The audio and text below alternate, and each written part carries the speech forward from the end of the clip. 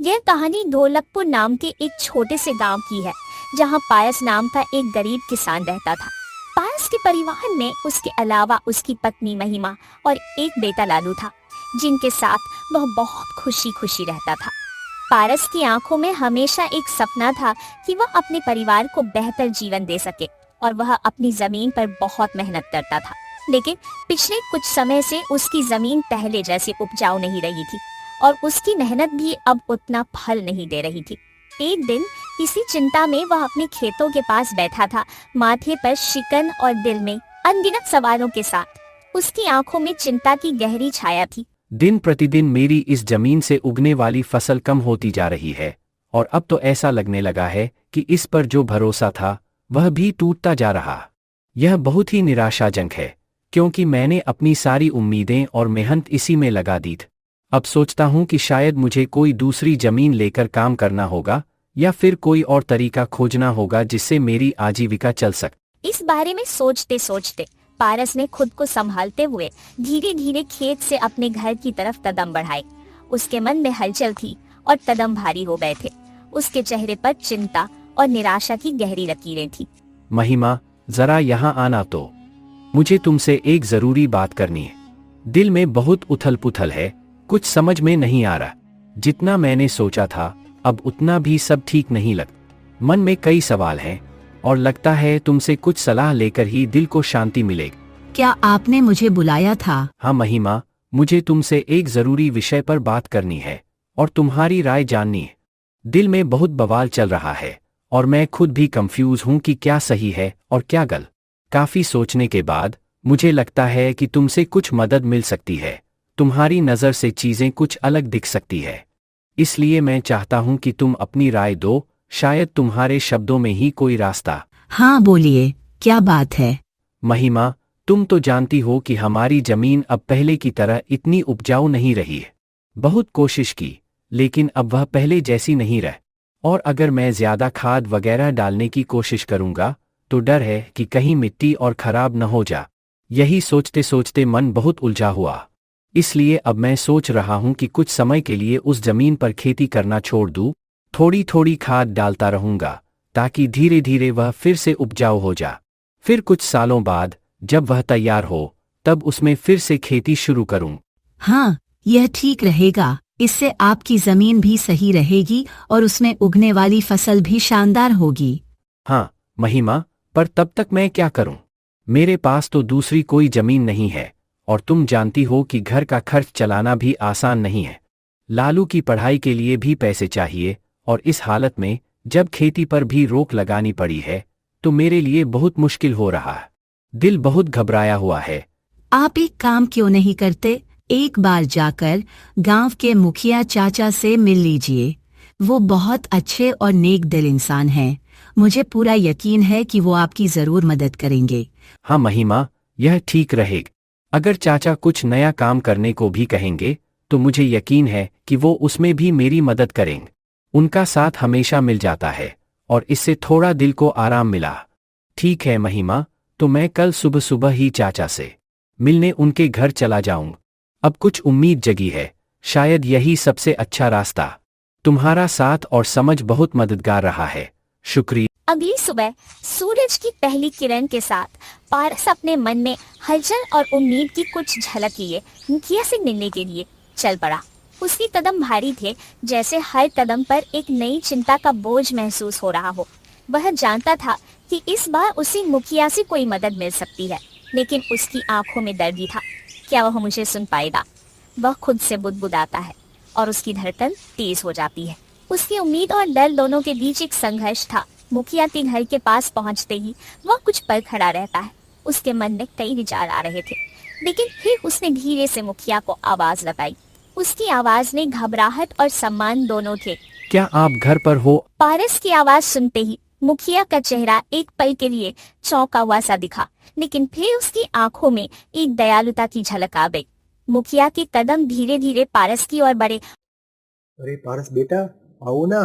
क्या हुआ? कुछ हुआ है क्या? तुम परेशान लग रहे हो। बताओ, क्या काम था? मैं तुम्हारी हर संभव मदद करने की कोशिश करूंगा। हाँ चाचा, आपकी एक मदद चाहिए थी। दिल में कुछ उलझन है, और सोच रहा था कि आपसे बात करूं। आपकी मदद से शायद कोई रास्ता निकल आए। हाँ बोलो ना बेटा, क्या बात है। मैं तुम्हारा साथ दूंगा मैं तुम्हारा पूरी तरह से। तुम कहो तो मैं किस तरह तुम्हारी मदद कर सकता हूँ। कुछ भी हो तुम्हारे लिए, मेरे पूरे गांव को भी बेच सकता हूँ। बोलो बेटा बोलो। पारस की घबराहट अब बेकाबू हो गई थी। मुखिया की बातें सुनकर वह जैसे अपने भीतर की सारी चिंता और परेशानी एक साथ बाहर निकालना चाहता था। उसने जल्दी जल्दी शब्दों को जोड़ते हुए अपनी जमीन की हालत बतानी शुरू कर दी। मुखिया जी, देखिए, मेरी जमीन पहले जितनी उपजाऊ नहीं रह। पहले हम बड़ी मेहनत करते थे तो फसलें उगती थीं, फिर चाहे कितनी ही मुश्किलें आई हों, लेकिन अब कुछ भी ठीक नहीं हो रहा। बीज बोते हैं, सारा श्रम लगाते हैं, लेकिन फिर भी पैदावार कुछ नहीं हो। लगता है जैसे सब कुछ नष्ट हो रहा। हमारी मेहनत पर पानी फिर गया है और अब समझ नहीं आता कि क्या करे। तो इसमें परेशान क्यों हो बेटा, सब ठीक हो जाएगा। तुम मुझ पर और भगवान पर भरोसा रखो। मैं तुम्हारे साथ हूँ, चिंता मत करो। ऐसे ही टेंशन लिया करोगे तो पतले हो जाओगे। चाचा, मेरे पास एक ही जमीन है जिस पर खेती करके ही मैं अपने घर का खर्चा चलाता हूँ। आज तक मैंने खेती के अलावा कभी कुछ और नहीं किया, और अब जब यही भी नहीं हो पा रहा तो समझ नहीं आता कि मैं क्या करूं। दिल में बहुत घबराहट और डर है कि अगर अब भी कुछ नहीं हुआ तो हम कहाँ जाएंगे। लगता है जैसे सारी उम्मीदें टूट रही है। इस जमीन और खेती के अलावा कुछ भी नहीं है मेरे पास। बेटा, खेती के अलावा दूसरा काम क्यों करना। तुम एक काम करो, मेरे पास गांव के बाहर एक जमीन है, तुम उस पर खेती करो। देखो, मैं जानता हूँ कि तुम में बहुत काबिलियत है और ये काम तुम्हारे लिए सही रहेगा। तुम मेहनत करो, मैं हमेशा तुम्हारे साथ हूँ। तुम जरूर विजय बनोगे। जाओ बेटा जाओ। चाचा, लेकिन इससे तो आपका नुकसान हो जाएगा। नहीं, मुझे तो बहुत डर लग रहा। सोचता हूँ अगर ऐसा हुआ तो हम दोनों का क्या होगा। आप इतने सालों से इस जमीन पर मेहनत कर रहे हैं और अब ये सब कुछ बेकार होता हुआ देखना दिल को बहुत तकलीफ दे रहा है। बेटा, कोई नुकसान नहीं होगा। तुम्हारे लिए ये फायदेमंद सौदा रहेगा और इसी बहाने तुम मेरी जमीन की देख रेख भी कर सकोगे। देखो, अब मेरी उम्र भी हो गई है और मेरा बेटा भी विलायत पढ़ने चला गया है। इसी तरह से तुम्हारा भी भला हो जाएगा और मुझे भी थोड़ा आराम मिल जाएगा खेती से और मेरी जिम्मेदारी कम हो जाएगी। तुम मेरे लिए बहुत मायने रखते हो बेटा। तुम ये काम संभाल पाओगे, ये मुझे यकीन है।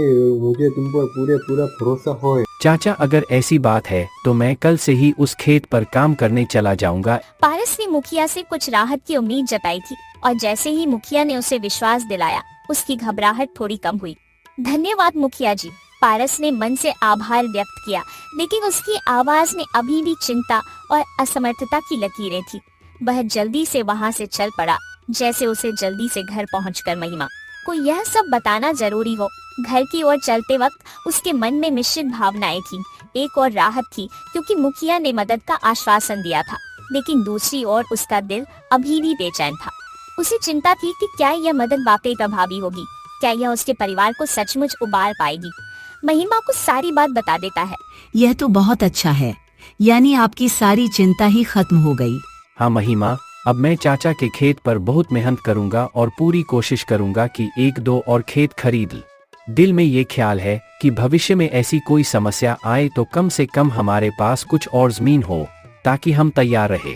बहुत डर और चिंता हो रही है, लेकिन मैं हार मानने वाला नहीं हूँ। मुझे लगता है कि अगर हमने एक साथ मिलकर मेहनत की तो फिर कोई भी मुश्किल हमें डिगा नहीं सकती। अगली सुबह सूरज की पहली किरण के साथ पारस उठकर तैयार होने लगा। आज उसका मन हल्का था क्योंकि मुखिया ने उसे काम देने का वादा किया था। एक ओर उम्मीद और दूसरी ओर चिंता। वह सोचता है, चाचा की जमीन गांव के बाहर है तो शायद शाम को आते आते देर हो जा, इसलिए महिमा को बोल कर जाता हूँ ताकि वह घबराए नहीं। दिल में एक अजीब सा घबराहट है क्योंकि इतने दूर जाना और दिन भर काम करना आसान नहीं होगा, पर मेरे लिए ये बहुत जरूरी है। महिमा को देखकर थोड़ा सुकून मिलता है, लेकिन मन में हमेशा यही डर रहता है कि कहीं कोई और समस्या न खड़ी हो जा। पारस को बुलाते सुनकर महिमा फटाफट घर से बाहर आई। उसके चेहरे पर थोड़ी चिंता और जिज्ञासा थी। जैसे उसे कुछ हुआ हुआ था। आपने बुलाया मुझे? हाँ महिमा, सुनो, चाचा का खेत गांव के बाहर है, तो मुझे शाम को घर लौटने में थोड़ी देर भी हो सकती है। अगर मुझे देर हो जाए तो तुम और लालू खाना खाकर सो जान। मुझे पता है तुम दोनों को चिंता होगी, लेकिन देखो, मैं जल्दी वापस आ जाऊं, इसका ध्यान रखना। ठीक है, पर अपना ध्यान रखना। और हाँ, 1 मिनट रुकना, मैं आपके खाने का डिब्बा लेकर आती हूँ, वह लेकर ही जाना। फिर क्या था, पारस ने अपना खाने का डिब्बा उठाया और पूरी तरह से मन लगाकर काम पर जाने का संकल्प लिया। उसकी आंखों में एक उम्मीद और संकोच का मिला जुला भाव था, जैसे उसे अपनी पूरी कोशिश करनी थी, लेकिन कुछ अंदर से डर भी था, कदमों में भारीपन था। फिर भी वह दिल में उम्मीद के साथ गांव के बाहर वाली जमीन की ओर बढ़ता चला गया। कुछ समय बाद वह आखिरकार गांव के बाहर वाली जमीन पर पहुंच गया। उसकी आंखों में थका हुआ चेहरा था, लेकिन अंदर एक उम्मीद का छोटा सा दीप जल रहा था। वहां पहुंचते ही उसने गहरी सांस ली और काम शुरू करने की ठानी। आज उसका पूरा ध्यान सिर्फ इस पर था कि जो भी कर सके वो अपने परिवार के लिए एक बेहतर भविष्य बना सके। चलो, अब पहुंच गया हूं तो फटाफट से खेत पर काम करना शुरू कर देता हूं। दिल में थोड़ी बेचैनी है, क्योंकि काम बहुत है और समय का, इसलिए दिलोजान से मेहनत करता हूं। एक उम्मीद है कि अगर हम मेहनत करेंगे तो कुछ अच्छा होगा। पारस अपनी कुदाल उठाकर खेत पर काम करने लगा, पूरे मनोयोग से।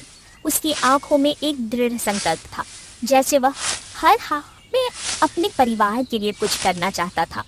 लेकिन कुछ ही समय बाद उसकी शारीरिक थकावट और कमजोरी ने उसे जकड़ लिया। वह बेहतरीन तरीके से काम करने की कोशिश कर रहा था, लेकिन उसका शरीर उसका साथ नहीं दे रहा था। अचानक पारस का सिर घूमने लगा और वह चक्कर खाकर वहीं गिर पड़ा। उसके होश उड़ गए और वह बेहोश होकर जमीन पर लुढ़क गया। वह बिल्कुल अकेला था, क्योंकि वह गांव के बाहर था और उसकी हालत पर किसी का ध्यान नहीं गया। अब तक उसकी बीमारी या थकावट के बारे में उसके घर वालों को कोई खबर नहीं मिली थी। पारस के गिरने के बाद की घड़ी में महिमा घर में बैठी थी और जैसे जैसे वक्त बीतता जा रहा था, उसकी चिंता बढ़ती जा रही थी। महिमा का दिल बेचैन था। वह बार बार दरवाजे की ओर देखती, जैसे उसे उम्मीद हो कि पारस घर लौट आएगा। वह अंदर ही अंदर घबराई हुई थी और उसकी आंखों में चिंता और उलझन साफ झलक रही थी। क्या हुआ माँ पिताजी, अब तक क्यों नहीं आए? दिल बहुत बेचैन हो रहा है, समझ नहीं पा रहा कि क्या हुआ होगा। मुझे बहुत चिंता हो रही है और मन में डर भी आ रहा है। बेटा, तुम्हारे पिताजी आज काम करने मुखिया चाचा के गांव के बाहर वाली जमीन पर गए थे। उन्होंने मुझे कहा था कि उन्हें आते आते देर हो जाएगी, लेकिन अब तो काफी ज्यादा समय हो गया है। मुझे थोड़ी चिंता हो रही है, पर उम्मीद है कि सब ठीक होगा। तुम भी थोड़ा ध्यान रखना। माँ, आप क्यों फिक्र कर रही हो? पिताजी ने जब बोला था कि उन्हें आने में देर होगी, तो वह कुछ सोच समझ कर ही कहे होंगे। मुझे पूरा यकीन है कि सब ठीक होगा। आप एक काम कीजिए, आप जाकर सो जाइए और चिंता मत कीजिए। लालू की बात सुनकर महिमा ने गहरी सांस ली और खुद को सांत्वना देने की कोशिश की। वह धीरे धीरे अपने कमरे में चली गई, लेकिन उसकी आंखों में घबराहट और चिंता की लहरें थी, जैसे उसे कुछ गलत होने का आभास हो। अगली सुबह महिमा की बेचैनी और बढ़ गई थी। जब उसने देखा कि पारस अब तक घर नहीं आया, तो उसका मन डर और चिंता से घिरा हुआ था। वह पूरी तरह से परेशान हो गई और बिना किसी देरी के वह मुखिया के घर की ओर चल पड़ी। मुखिया के घर पहुंचते ही महिमा की आंखों में एक गहरी चिंता थी। वह बहुत घबराई हुई थी, लेकिन अपने चेहरे पर संयम बनाए रखने की कोशिश कर रही थी। वह फुसफुसाते हुए उनके पास पहुंची और उनकी तरफ एकदम सीधा देखते हुए पूछा, नमस्ते मुखिया चाचा। नमस्ते बेटी, बताओ कैसे आना हुआ? सब ठीक तो है ना? तुम अगर आई हो तो कोई जरूर बात होगी। बताओ क्या चाहिए तुम्हें बेटी, मैं तुम्हारी कैसे मदद कर सकता हूँ? चाचा, पारस कल आपके गांव के बाहर वाले खेत में काम करने गए थे, लेकिन अब तक घर नहीं आए हैं। मुझे बहुत चिंता हो रही है और मन में कुछ खटका सा महसूस हो रहा है। कृपया मुझे बताइए, क्या सब ठीक है? क्या कहा बेटी? पारस कल गया था और अब तक घर नहीं आया? यह तो बहुत चिंता की बात है। कहीं कुछ हो तो नहीं गया? तुम चिंता मत करो, हम उसकी तलाश शुरू कर देंगे। मैं पूरे गांव वाले को उसकी खोज में जुटा दूंगा, तुम टेंशन मत लो। हाँ चाचा, उन्होंने मुझे कहा था कि खेत गांव के बाहर है, तो आते आते रात हो जाएगी, पर अब तो रात की सुबह हो गई है और वो अब तक नहीं आए हैं। दिल में बहुत घबराहट हो रही है, समझ नहीं आ रहा कि क्या हुआ होगा। कृपया अगर आपको कुछ पता चले तो जरूर बताइए। चिंता मत करो बेटी, मुझे थोड़ा सा समय दो। मैं अभी किसी को भेजकर पता लगवाता हूँ कि पारस किधर गुम हो गया है। तुम धैर्य रखो, सब कुछ ठीक हो जाएगा। हम सब तुम्हारे साथ हैं, मैं तुम्हारे साथ हूँ। मुखिया ने महिमा की घबराई हुई आवाज सुनी और तुरंत आदेश दिया अर्जुन को। अर्जुन बिना किसी और सवाल के तुरंत खेत की ओर चल पड़ा।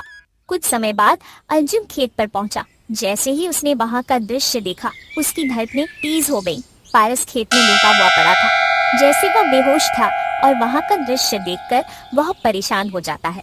यह क्या, पारस का तो पूरा पड़ चुका है। मुझे तो यकीन ही नहीं हो रहा कि ऐसा हो गया। दिल बहुत भारी हो गया है और अब मुझे लगता है कि मुझे तुरंत मुखिया जी को यह बात बतानी पड़ेगी।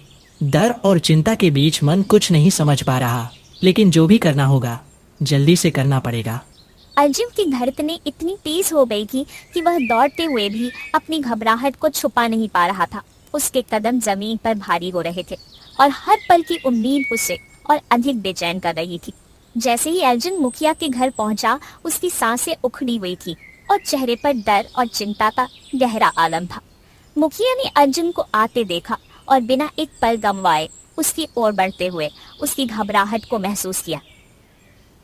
क्या हुआ अर्जुन बेटा, तुम इतना दौड़ते हुए क्यों आए हो? क्या तुम्हें पारस मिल गया? तुम घबराए हुए लग रहे हो, कुछ तो बताओ, क्या हुआ? अर्जुन बोलते क्यों नहीं, बताओ ना। अर्जुन ने घबराए हुए स्वर में मुखिया को सारी बात बताई। महिमा जो पास खड़ी थी, यह सब सुनकर चौंक गई। अर्जुन, तुम सबसे पहले वेद जी को लेकर पारस के पास पहुंचो। मैं महिमा बेटी को लेकर आता हूँ। जल्दी करो बेटा, हर पल हमारे लिए मायने रखता है। अगर पारस को कुछ हो गया तो हम महिमा को क्या जवाब देंगे? जल्दी करो। अर्जुन को चिकित्सक जी के पास भेजने के बाद मुखिया महिमा को समझाने लगता है। महिमा बेटी, पहले तो तुम रोना बंद करो और जल्दी से मेरे साथ चलो, क्योंकि तुम्हारे रोने से पारस ठीक नहीं होगा। फिर क्या था, मुखिया महिमा को लेकर पारस को देखने उसके खेत के तरफ निकल जाता है और अर्जुन चिकित्सक जी को लेने दूसरी तरफ निकल जाता है। मुखिया और महिमा जब वहां पहुंचे तो उन्होंने देखा पारस बेहोश हालात में खेत में गिरा था। महिमा पारस के पास बैठती है, तभी वहां वैद्य जी आ जाते हैं। वैद्य जी के आते ही महिमा वहां से हट जाती है और चिकित्सक जी पारस की हालत का जायजा लेने लगते हैं। क्या हुआ चिकित्सक जी, अब कैसी है पारस की हालत? हमें तो बहुत चिंता हो रही है, कृपया कुछ बताइए। क्या वो ठीक रहेगा? क्या उसकी तबीयत ऐसी रहेगी? जल्दी बताइए ना। देखिए मुखिया जी, मैं आपको झूठ बोलकर अंधेरे में नहीं रखना चाहता हूं, पर पारस की हालत बहुत खराब है। वैसे तो मैंने उसे औषधि दे दी है, लेकिन पारस खेत के अंदर कुछ ज्यादा समय तक रह गया है, जिस कारण वह प्रगाढ़ बेहोशी के हालत में चला गया है। दिल में बहुत घबराहट और चिंता है, समझ नहीं पा रहा कि आगे क्या होगा, लेकिन मुझे लगता है कि आपको यह सच बताना बेहद जरूरी है। प्रगाढ़ बेहोशी, यह क्या होता है चिकित्सक जी? हम बहुत घबराए हुए हैं, कृपया समझाइए ना, क्या इसका मतलब है? पारस की हालत में कोई खतरा तो नहीं है ना?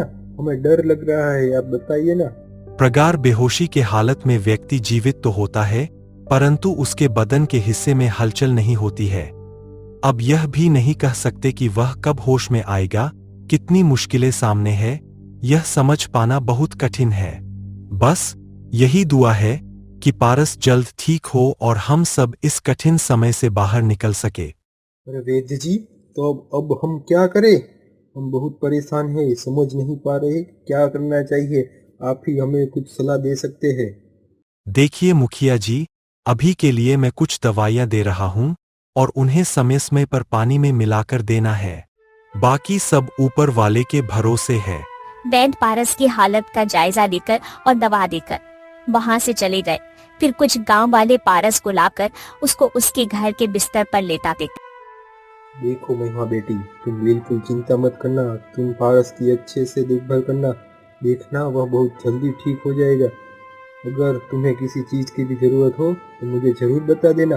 हर महीने मैं तुम्हारे लिए आलू के लिए कुछ पैसे भेजता रहूँगा, लेकिन तुम हिम्मत मत हारना बेटी। हम सब मिलकर इस मुश्किल को पार जरूर करेंगे, और लालू का भी अच्छे से ध्यान रखना बेटी। आपका बहुत बहुत धन्यवाद चाचा। आप हम लोगों की बहुत मदद कर रहे हो और इस मुश्किल समय में आपका साथ हमारे लिए बहुत मायने रखता है। दिल से आभारी हूँ, आप जैसा व्यक्ति हमारे पास है, इसके लिए हम बहुत खुशकिस्मत हैं। मुखिया फिर वहाँ से महिमा को दिलासा देकर चले जाते हैं। माँ, यह पिताजी को क्या हुआ है? बेटा, तुम्हारे पिताजी को कल खेत में बेहोश हो गए हैं। जब मुझे यह खबर मिली तो दिल में बहुत घबराहट और डर फैल गया। मैं समझ सकती हूँ कि तुम भी बहुत परेशान होगे। बस ईश्वर से यही दुआ करती हूँ कि वे जल्दी ठीक हो जाएं। माँ, तो पिताजी होश में कब आएंगे? बेटा, चिकित्सक जी ने कुछ दवाइयाँ दी हैं और उन्हें समय समय पर पिलाने को कहा है। उन्होंने यह भी बताया कि इन दवाइयों से वे बहुत जल्द ठीक हो जाएंगे। सुनकर कुछ राहत मिली है। पर माँ, पिताजी की ऐसी हालत है तो अब हमारे घर का खर्च कैसे चलेगा? मन बहुत घबराया हुआ है, समझ नहीं पा रहा कि बेटा, तुम उसकी चिंता मत करो, मैं हूं ना, मैं सब संभाल लूंगी। तुम बस आराम से रहो। मुझे पता है कि तुम परेशान हो, लेकिन चिंता करने से कुछ नहीं होगा, सब ठीक हो जाएगा। तुम विश्वास रखो। नहीं माँ, आप क्या क्या करोगी? आप पिताजी का ध्यान रखो, आप घर संभालो और घर का खर्च देखोगे। माँ, आप बस पिताजी का और घर का ध्यान रखो। मैं अब खेत पर काम करके घर का खर्च चलाऊंगा। दिल में बहुत जिम्मेदारी का एहसास है और ये समझता हूँ कि इस मुश्किल वक्त में मुझे आगे बढ़ना होगा। लालू की बातें सुनते ही महिमा का दिल हलचल से भर गया। उसकी आंखों में चिंता और घबराहट थी और वह अपनी भावनाओं को छुपा नहीं पा रही थी। नहीं बेटा, तुमको काम करने की कोई जरूरत नहीं है, मैं सब संभाल लूंगी। तुम बस अपने पढ़ाई का ध्यान रखो। तुम्हारे पिताजी का सपना है कि तुम बहुत बड़े चिकित्सक बनो और मैं तुम्हें वह बनाकर रहूंगी, भले उसके लिए मुझे कितनी भी मेहनत क्यों ना करनी पड़े। मुझे तुम पर पूरा यकीन है और मैं हर हाल में तुम्हारे सपने को पूरा करूंगी। फिर महिमा लालू को वहाँ से पढ़ने भेज देती है। मुझे अब कुछ करना ही होगा, क्योंकि मैं अब पारस के ठीक होने का इंतजार तो नहीं कर सकती हूँ। मुझे अब खुद जाकर खेती करनी होगी और अगर हो सके तो कोई और काम भी देखना होगा। दिल में बहुत घबराहट है, लेकिन यह सोचकर हिम्मत जुटाती हूँ कि हमें किसी भी हाल में आगे बढ़ना है। अगली सुबह महिमा सीधे मुखिया से मिलने पहुँच जाती है। नमस्ते मुखिया चाचा। नमस्ते बेटी, बताओ कैसे आना हुआ, और पारस की तबीयत अब कैसी है? तुम्हारा चेहरा थोड़ा परेशान लग रहा है, क्या हुआ बेटी? मुझे जल्दी से बताओ, मेरे दिल में बेचैनी बढ़ती जा रही है। चाचा, पारस की तबीयत फिलहाल तो वैसी ही है, दिल बहुत परेशान है। मुझे आपकी एक मदद चाहिए थी। हाँ बोलो ना बेटी, मैं तुम्हारी किस प्रकार मदद कर सकता हूँ? तुम घबराई हुई लग रही हो, कोई बात हो तो बताओ। मैं हमेशा तुम्हारे साथ हूँ, लालू के और पारस के साथ भी हूँ। चाचा, मैं चाहती हूँ कि जो जमीन आपने पारस को दी थी काम करने के लिए, आप मुझे उस पर काम करने की इजाजत दे दीजिए। बेटी, पर तुम्हें काम करने की क्या जरूरत है? तुम्हें काम करने की जरूरत ही नहीं है, मैं हूँ ना। तुम बस ध्यान रखना और आराम से रहना। मैं तुम्हारे घर के लिए जो भी खर्च लगेगा हर महीने भेज दिया करूँगा ना। तुम्हें किसी भी चीज़ की कमी नहीं होने दूंगा। नहीं चाचा, आपने अब तक हमारी बहुत मदद की है और इसके लिए हम हमेशा आपके आभारी रहेंगे। अब बस आप मुझे आपके खेत में काम करने की इजाजत दे दीजिए। मुखिया महिमा को बहुत समझाने की कोशिश करता है, पर महिमा मुखिया की बात मानने तैयार नहीं थी। आखिर में महिमा की बातें सुनने के बाद मुखिया सोचने लगता है। मुझे लगता है महिमा मेरी बात नहीं मानेगी, पर अगर वह काम करके इतनी दूर जाएगी तो वह पारस का ध्यान भी नहीं रख पाएगी। एक काम करता हूँ, मैं महिमा को मेरी गांव में है अंदर वाली ज़मीन, उस पर काम करने के लिए कह देता हूँ, ताकि वह खेतों पर भी जा सके और अपने साथ घर का और पारस के साथ साथ लालू का भी ध्यान रख सके। इसकी मदद से सब परेशानी ही मिट जाएगी। महिमा बेटी, मैं तुम्हें अपने खेत पर काम करने की इजाज़त दे सकता हूँ, पर तुम्हें मेरी एक बात माननी होगी। देखो, मैं जानता हूँ कि तुम ठीक समय से गुजर रही हो, ठीक नहीं, कठिन समय से गुजर रही हो, लेकिन तुम्हें खुद को संभालना होगा। इस काम को पूरी मेहनत से करना होगा, तभी तुम अपने परिवार को इस मुश्किल से बाहर निकाल पाओगी बेटी। हाँ चाचा बोलिए ना।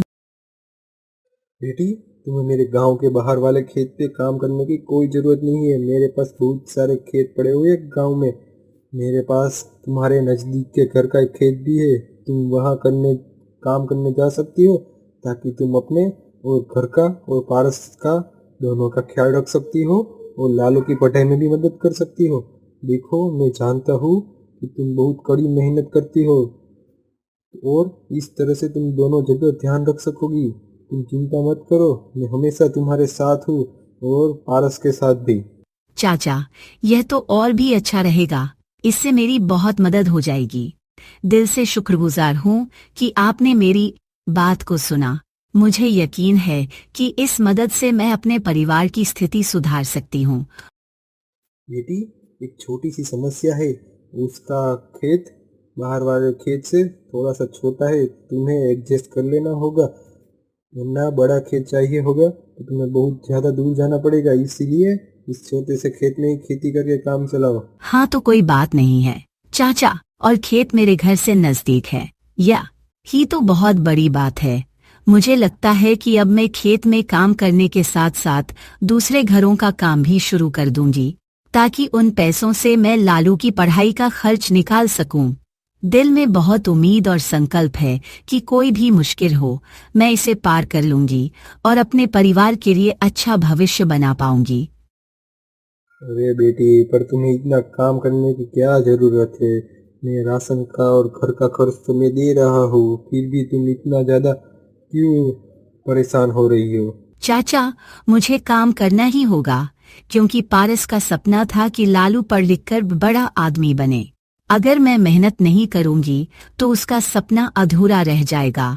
लालू की पढ़ाई के लिए और घर चलाने के लिए मुझे हर हाल में यह जिम्मेदारी उठानी पड़ेगी। बाईस महिमा की बातों में गहरी पीड़ा और दर्द था, लेकिन उसकी आंखों में जो संकल्प और साहस झलक रहा था, वह मुखिया को भीतर से हिला गया। ठीक है बेटी, तुम्हारी मेहनत देखकर मुझे पूरा भरोसा है कि तुम जरूर सफल होगी, विजयी होगी। मेरा खेत भी संभाल लोगी। मैं तुम्हारी हर संभव मदद करूँगा। बस तुम कड़ी मेहनत करती रहना और भगवान भी एक दिन तुम्हारी सारी इच्छाएं पूरी करेगा और पारस भी जल्दी से जल्दी ठीक हो जाएगा। 30 महिमा ने मुखिया के गांव के अंदर वाले खेत पर काम करना शुरू कर दिया। वह सुबह खेत पर काम करती और दोपहर के बाद गांव के घरों में सफाई और खाना बनाने जैसे छोटे मोटे काम करने जाती। धीरे धीरे महिमा की मेहनत रंग लाने लगी। खेत में अच्छी फसल हुई, जिससे उसका घर चलने लगा और जो पैसे वह दूसरों के घरों में काम करके कमाती थी, वह लालू की पढ़ाई में खर्च करने लगी। मैं चाहती हूँ कि तुम मन लगाकर पढ़ाई करो। तुम्हारे पिताजी का सपना है कि तुम चिकित्सक बनो और मैं तुम्हारे लिए हर मुश्किल को पार कर लूंगी। तुम बस अपने सपने को पूरा करने के लिए मेहनत करते रहो और मैं हर कदम पर तुम्हारे साथ हूँ। माँ, मैं कड़ी मेहनत करूंगा और एक दिन पिताजी का सपना पूरा करके दिखाऊंगा। मुझे पूरी उम्मीद है कि उनकी उम्मीदों पर खरा उतरने के लिए मैं हर मुश्किल से लड़ सकता हूँ। आपके आशीर्वाद से मैं अपनी पूरी ताकत और मेहनत लगा दूंगा, ताकि पिताजी का सपना कभी अधूरा ना रहे। महिमा की मेहनत और त्याग से बाकी लोग भी प्रेरणा लेने लगे। उन्होंने देखा कि कैसे एक माँ अब अपने परिवार के लिए हर कठिनाई का सामना कर रही है। इसी बीच पारस की हालत धीरे धीरे सुधरने लगी। वैद्य जी की दवाओं और महिमा की देखभाल का असर दिया। एक दिन अचानक पारस को होश आ गया। पारस को होश में आते देख महिमा बहुत खुश हो गई। पारस, तुम्हें होश आ गया। भगवान ने मेरी मेहनत और दुआएं सुन ली। महिमा, मैंने तुम्हें और लालू को बहुत परेशान किया। नहीं पारस, तुम हमारी ताकत हो। जब तक तुम ठीक हो रहे थे, मैंने हर जिम्मेदारी संभाली और देखो अब सब कुछ ठीक हो रहा है। पारस धीरे धीरे पूरी तरह ठीक हो गया। उसने महिमा की मेहनत और त्याग देखकर प्रण लिया कि अब वह उसके साथ कंधे से कंधा मिलाकर परिवार को आगे बढ़ाएगा। लालू की पढ़ाई भी सफलतापूर्वक चलती रही और कुछ सालों बाद वह एक बड़ा बन गया। माँ, पिताजी, मैं आज जो कुछ भी हूँ वह आपकी मेहनत और त्याग के कारण हो। आपके संघर्ष और प्यार ने मुझे हर मुश्किल का सामना करना सिखाया। दिल से आभारी हूँ। आप दोनों के बिना मैं कुछ नहीं हूँ। नहीं बेटा, यह सब तुम्हारी माँ का बलिदान है। उसने हमारे परिवार को बचाने के लिए हर मुश्किल का सामना किए। उसकी कड़ी मेहनत और त्याग ने हमें सब कुछ दिए। सोचता हूँ वो अगर न होती तो हम कहाँ होते। दोनों ने मिलकर एक ऐसी मिसाल कायम की जो आज भी गांव में गूंज रही है। उनके साहस और संघर्ष की कहानी ने गांव वालों को गहरे तरीके से छुआ और आज भी यह कहानी एक प्रेरणा बनकर आने वाली पीढ़ियों को सुनाई जाती है।